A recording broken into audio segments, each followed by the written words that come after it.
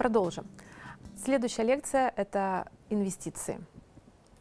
Помимо доходов, да, мы, конечно, можем получить пассивные доходы, сберегая наши средства и инвестируя их в различные финансовые продукты и приобретая различные финансовые услуги.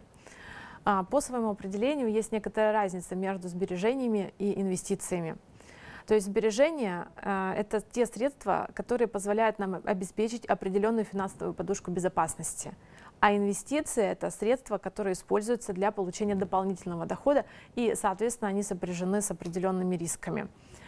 Сбережения и инвестиции в любом случае мы осуществляем через финансовые рынки. И основные две категории финансовых рынков, которые мы здесь следует рассмотреть, это рынок ценных бумаг и валютный рынок. То есть, как правило, именно с этими двумя категориями финансовых рынков рядовой инвестор непосредственно и работает. Вот если мы говорим о рынке ценных бумаг, то на рынке ценных бумаг мы можем приобрести акции. Понятие акции определено в Федеральном законе о рынке ценных бумаг, и это эмиссионная ценная бумага, которая закрепляет права ее владельца на получение частой прибыли акционерного общества в виде дивидендов, на участие в управлении акционерным обществом и на часть имущества, остающегося после его ликвидации. Мы можем приобрести и стать владельцами обыкновенных и привилегированных акций. И далее, соответственно, эти акции приносят нам доход в виде дивидендов и плюс еще в виде разницы в курсовой стоимости. То есть мы покупаем дешевле, продаем эти ценные бумаги дороже. Кроме того, мы можем инвестировать в облигации. Облигация – это эмиссионная ценная бумага, закрепляющая право ее владельца на получение в предусмотренный в ней срок от эмитента облигации ее номинальной стоимости или иного имущественного эквивалента. Доходом по облигации является процент или дисконт. И облигации, соответственно, могут быть либо процентными, либо дисконтными. Кроме того, облигации могут выпускаться различными структурами, и, соответственно, мы можем говорить о государственных, о муниципальных и корпоративных облигациях. При прочих равных условиях облигации все-таки менее рискованные, чем акции, но в то же время они обеспечивают при прочих равных условиях меньшую доходность.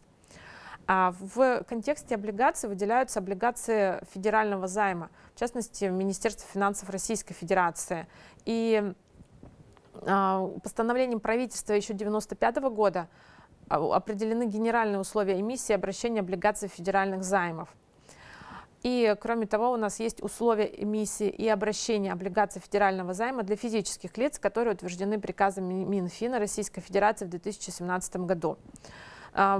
В целом, конечно, предполагается, что облигации федеральных займов, то есть государственные облигации, являются более надежным инструментом в качестве вложения инвестиций, поскольку здесь у нас в качестве гаранта выступает Федерация. И мы можем посмотреть на слайде приказ Министерства финансов Российской Федерации от 20 января 2021 года. Это приказ об эмиссии облигаций федерального займа для физических лиц, то есть мы с вами можем стать владельцами этих облигаций. Кроме того, когда мы выступаем инвесторами, нам могут предложить сертификаты. Сертификаты бывают двух категорий – депозитные и сберегательные. И Гражданский кодекс и Федеральный закон о банках и банковской деятельности регламентируют вопросы, связанные с депозитными и сберегательными сертификатами. Сберегательные депозитные сертификаты являются именными документарными ценными бумагами, удостоверяющими факт внесения вкладчиком в кредитную организацию суммы вклада на условиях, указанных в соответствующем сертификате, и право владельца такого сертификата на получение по истечении установленного сертификатом срока суммы вклада и обусловленных сертификатов процентов кредитной организации, выдавшей сертификат.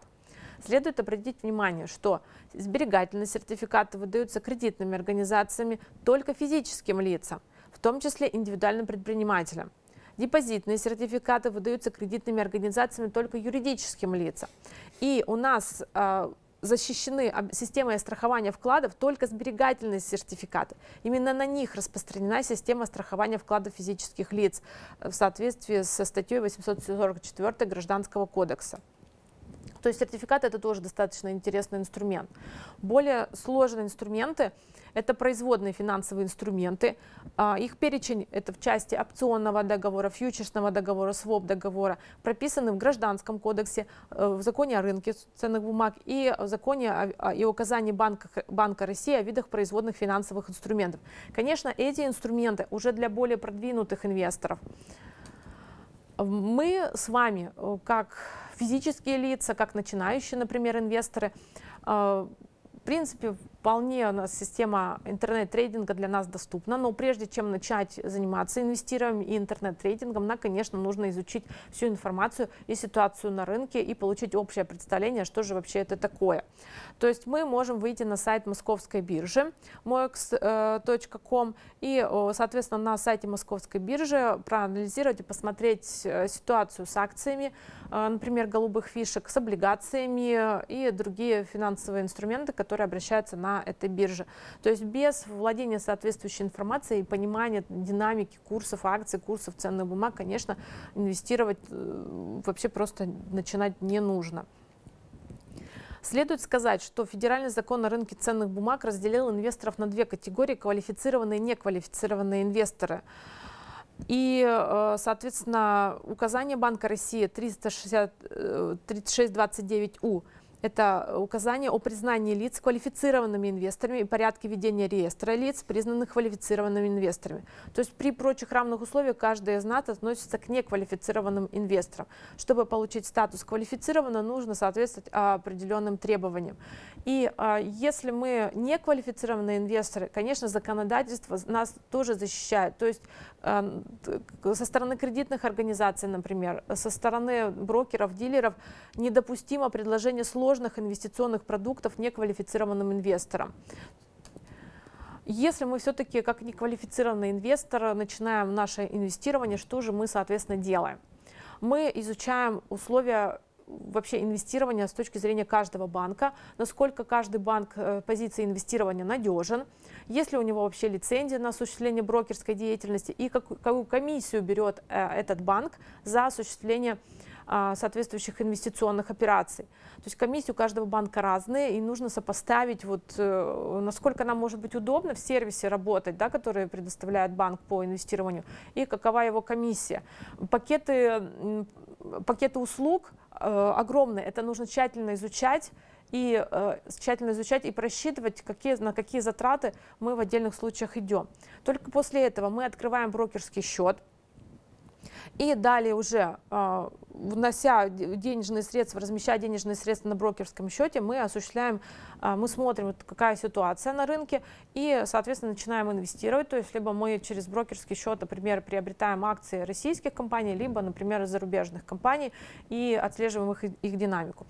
Мы, если пользуемся специальными сервисами, которые предлагают банки, в принципе, в основном, как правило, они все предлагают нам долгосрочные тренды и по динамике определяют нам дельту, которую мы получаем по доходности от владения этим финансовым инструментом, то есть стоимость его растет или падает и так далее. То есть здесь в плане инвестирования нам важно вовремя купить и вовремя продать, например, ценную бумагу или иностранную валюту, доллары или, например, евро. Мы должны обязательно, как физические лица, неквалифицированные инвесторы, принять и исходить обязательно, конечно, из стратегии. То есть у нас должна быть стратегия. Не призываю, однако, одной из стратегий должна быть стратегия диверсификации. То есть наши инвестиции должны быть распределены по разным финансовым инструментам. Не нужно покупать акции только одной компании. Желательно приобретать акции нескольких компаний. В целом, конечно, много разных стратегий в теории есть, в литературе прописано. Стратегии инвестирования, можно строить различные модели и так далее, все что угодно. Но на это нужно время. И как минимум нужно, конечно, понимать, что прежде всего нужно обеспечивать диверсификацию.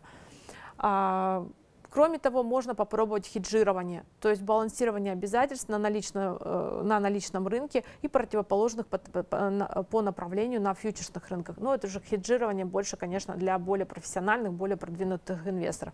На начальном этапе минимум диверсификация, то есть какую-то часть наших сбережений мы держим во вкладах, какую-то часть сбережений мы инвестируем, например, в ценные бумаги российских корпораций, часть сбережений в валюту, часть сбережений в ценные бумаги зарубежных корпораций. Кстати, тоже интересная тема по зарубежным корпорациям и по инвестированию. Нельзя пренебрегать их невыгодностью, низкой доходностью. На этом все. Наш материал подготовлен с использованием данных Университета Банка России и справочно-правовой системы «Консультант Плюс».